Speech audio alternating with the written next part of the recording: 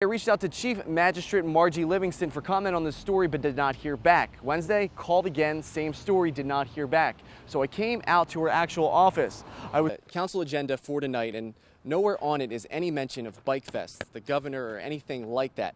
So regardless of if there is a statement tonight, I plan to speak to Mayor Jake Evans one-on-one and get his remarks after the governor has called for an end to Bike Fest. We're not actively seeking annexation for that area or in the north area at this point. Now that's kind of where I get confused. Help me to understand that. If you send a letter for annexation to one neighborhood, how is that, I guess, not actively pursuing annexation? Through my research, I found that some firefighters were earning double their salary in overtime. So I sat down with county officials and I asked them, exactly how do you validate these numbers? The rainwater pipes on the beach, it's not terribly attractive. It is still just rainwater, though, that needs to go someplace. The Department of Health and Environmental Control says otherwise. After the story was already completed, I heard from City of Myrtle Beach officials telling me that Lanier Parking Solutions was working on the bad address issue and would have a response to me soon. Someone misspoke on one end and someone misinterpreted it on another. Basically, how does this confusion happen? Well, I can't answer that. From that perspective, it really looks like, well, here's the head coach. He's going to bring two of his coaching staff down. But to that you say. Yeah, Bob, now when you're in need of medical service, Horry County EMS will be there in minutes flat. But it's not a free service. Medical transportation comes with a cost that many don't pay and leave Horry County Fire Rescue holding the bill. Now, in a lot of cases, there's nothing Horry County can do to get that money back. When a call comes in, Horry County Fire Rescue go out expecting to save every life. When the bills go out, the county does not have the same expectations. We do not budget based on 100% of billings. Not everybody pays all their bills. $887.30. While EMS does everything they can to help you, there's only so much the county can do to collect. Right now, there is no other option for out-of-state collections when they go delinquent. In 2014, Horry County Council wrote off more than $5 million worth of uncollected EMS charges for the year of 2011. In fact, from 2004 to 2011, more than $21 million has been written off. It's not from a lack of trying. This is our mail out for the week. It's got about 2,000 bills in here. With the cost of paper and stamps, mailing can get expensive. About $1,000 worth of mailings to go out right here. The return would be worth the investment. The bill, which could be $300 to $3,000, who knows. Unfortunately, a lot of those bills will come right back to the county. This is boxes of mail that's been returned, undeliverable for some reason. Horry County Fire Rescue Deputy Chief Scott Thompson says, in total, about 10% of the bills come back. This stack of boxes with thousands of letters are over a 3-week time span. He says some of the reasons they come back are hard to believe. They weren't deceased, so those things happen. Thompson says in total, 5 attempts will be made to bill EMS patients over a 140-day period. After that, if you live in the state, the money could be withheld from your tax return. However, this is Myrtle Beach, and there are a lot of out-of-state visitors who use the county's EMS services. We really don't have the resources in-house to reach out to those states outside our South Carolina's borders. That means if you live outside of South Carolina, there's absolutely no repercussions not paying your EMS bill. While the county continues to provide a service saving lives, millions of dollars sit uncollected because they don't have the resources. But the county is looking to change that. A third-party vendor to actually do the billings and collections for us.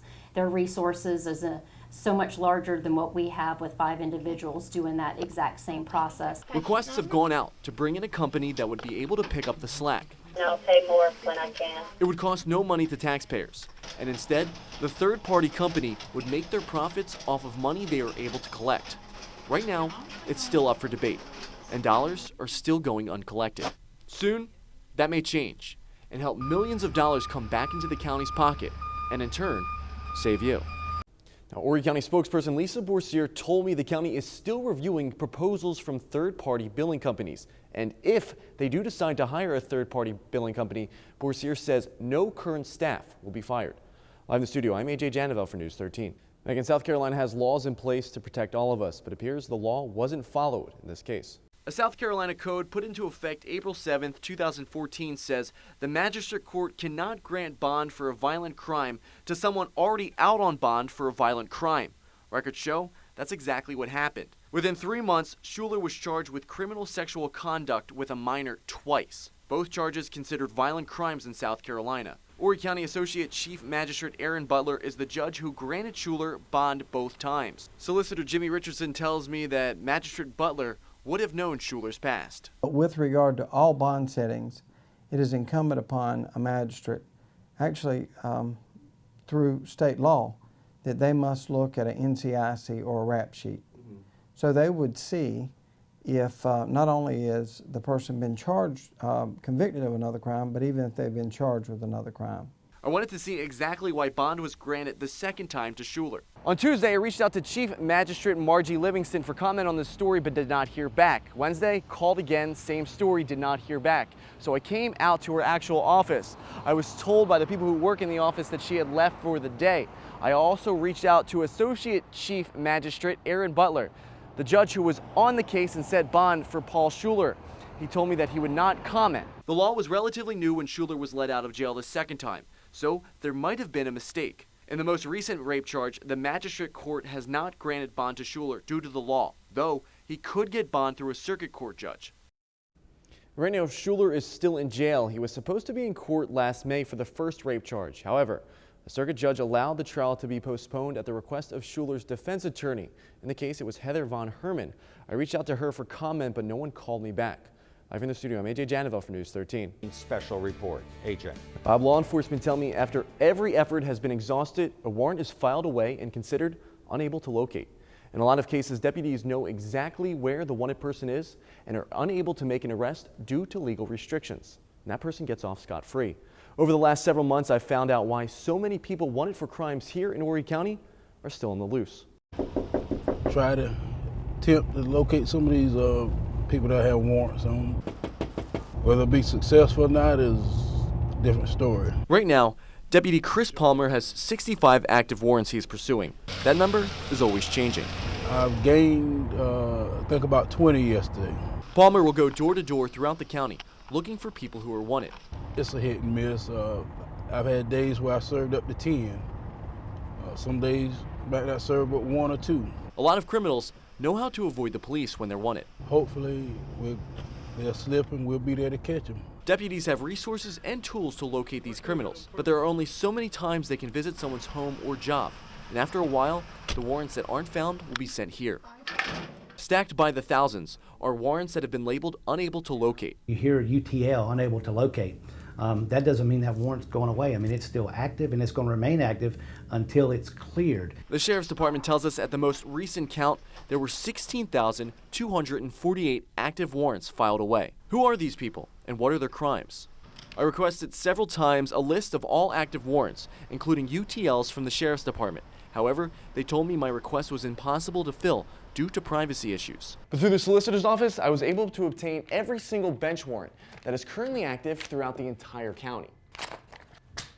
A bench warrant is for someone who skipped their court date, but the 22-page document from the solicitor's office also included the original crimes they were wanted for. There were more than 1,000 crimes listed. Most are misdemeanors, but some are felonies like assault, robbery, arson, and even attempted murder. We feel bad for these individuals that go years without having justice for the warrant that's out there, you know, in their name. So what is stopping law enforcement from making arrests when they know exactly where the offenders are? A lot of times, it's the cost. It's simply not economically feasible for the county to be able to extradite 16,000 people. It's not law enforcement that makes the decision. It all boils down to, will the solicitor approve us to go across state lines to get them if they get stopped? So I sat down with Horry County Solicitor Jimmy Richardson and asked when is the county willing to go after these people who commit crimes here and escape justice simply by driving a few hundred miles away. There's really no perfect system. Richardson says each warrant is taken on a case-by-case basis.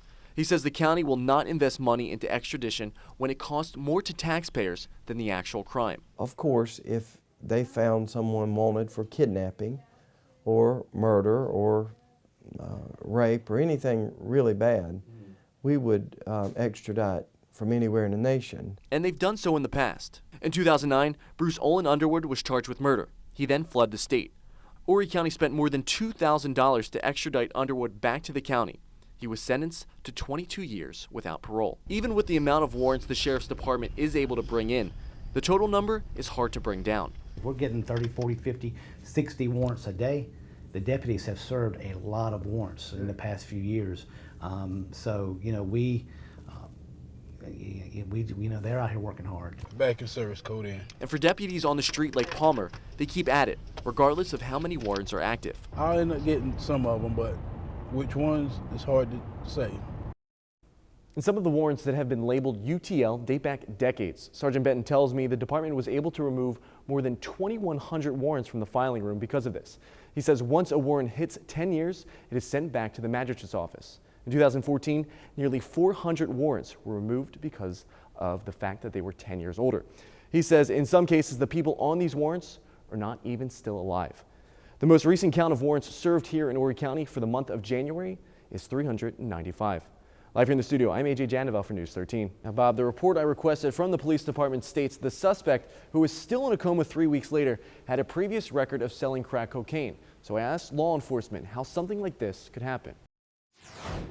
In my 18 years here, I've never seen anybody try to swallow a whole ounce of cocaine. The police report says Officer Stephen Rue pulled over the suspect for a suspended license. The report says Officer Rue searched the suspect and found a small bag of what appeared to be crack cocaine. And that is all the report states the officer found during his search. We don't know exactly when he swallowed this. He could have swallowed it before he pulled over. Lieutenant Raul Dennis with the Horry County Police Department says the officer placed the suspect under arrest and had no idea there was any issue until they were both in the car. And on the way to the jail, he says, "I can't breathe. I swallowed a bunch of cocaine." Lieutenant Dennis tells me Officer Rue pulled over immediately, called EMS, and tried to assist in any way possible. But Horry County Police are not trained in medical care. Even that fast, that individual was already unconscious and not breathing very well. Lieutenant Dennis tells me medics got the bag out of the suspect's throat and retrieved 19.5 grams of crack, with an estimated value of about $2,000. The bag was open when medics pulled it out, and Lieutenant Dennis says he is not sure if or how much of the drug the suspect swallowed. Dennis says it is a unique situation, and he is confident in how his officer responded. Procedurally, I don't think that there was anything that could have been done differently in that case. And because the suspect is still in a coma, no charges have been filed yet, and his identity has not been released. Lieutenant Dennis tells me if the suspect does die, Horry County Police or SLED will investigate. Tonight, I also requested any dash cam video from this event. When we get more information, you can count on updates live here in the studio. I'm AJ Jandevel for News 13. In Horry County schools, high school coaches are also required to be members of the faculty, meaning all of these coaches also got teaching jobs at the school. In response to our viewers' calls questioning 4 football coaches from the same area, all getting jobs at Carolina Forest, we investigated the situation and sat down with Carolina Forest's principal to find out what happened. From that perspective, it really looks like, well, here's the head coach. He's going to bring 2 of his coaching staff down. But to that you say? We had openings and we interviewed, and they were qualified or highly qualified and certified teachers that we felt could give a good education or instruction to our students. Gay Driggers is the principal for Carolina Forest High School. Driggers is the one who made the final recommendation to hire Kenneth Shoemaker and Travis Gaster, head coach Mark Morris's assistant coaches from Cleveland High School, as well as Shane Dular, another head coach from the same division in North Carolina. Driggers says interviewing coaches ask constantly if there will be positions for members of their staff. You try to help that coach if you can, but I was very upfront with anybody that we interviewed that I didn't know if I would be able to help them with any assistant coaches at all. Driggers says no positions were created for Dular or Shoemaker to come to Carolina Forest. Instead, she says the coaches filled what Horry County school officials call critical needs positions, math and special education. They were, certified and also highly qualified in those areas, and so I made a recommendation to the school district for hire because we had those 2 positions open. The 2 positions filled by Dular and Shoemaker were first posted during the spring of 2013, and interviews were conducted into the summer. According to the Horry County School District, no candidates were hired, and instead, long-term certified substitutes were used for both openings. It's been difficult to find certified, highly qualified. Our school district not only requires you to be certified, but they want you to be highly qualified as well. According to the numbers News 13 obtained, it certainly seems so. For the math opening, 28 applicants applied. Dular was the only person interviewed. For the special education opening, there were 49 applicants, and Shoemaker was the only person interviewed. I requested resume copies of the people who applied for both positions. However, school officials refused due to privacy issues. Drigger says her top priority is finding a teacher first, but says extracurriculars play a big part in the final decision-making process. If I have a candidate that is a track coach, or a candidate happens to be, look, I've been working with robotics, or We the People, or anything like that, then those are things I'm looking for, because I want to make sure that I'm giving every opportunity to the students on this campus possible. Drigger says, according to Shoemaker and Dular's references, the two were qualified teachers. She says the fact they were both coaches in multiple sports added to their qualifications. Drigger says the most important thing she considers when hiring is what the candidate will bring to the students. I spoke to head coach Mark Morris about the hirings. However, he would not speak on camera or comment about the issue. For more information on the story or to voice your thoughts on the hirings, go to WBTW.com. In the studio, AJ Janavel for News 13.